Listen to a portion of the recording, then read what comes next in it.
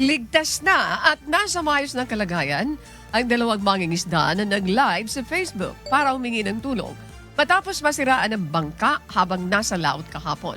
February 12, nangyari ang insidente sa karagatang bahagi ng Barangay Bagakay sa Gubat, Sorsogon. Agad namang nakipagtulungan ng MDRRMO ng Prieto Diaz sa Philippine Coast Guard at MDRRMO ng Gubat, Sorsogon para magsagawa ng rescue operation. Matagumpay na na-rescue ang dalawang mangingisda at kasalukuyan ng inaalagaan at inaasikaso ng mga otoridad. Sino man po makahingi ng tulong sa amin, nandito kami sa laot, lunod kami. Sana po matulungan kami. Kahit pa po masundo kami dito, malapit na po kami sa may Puerto Diaz.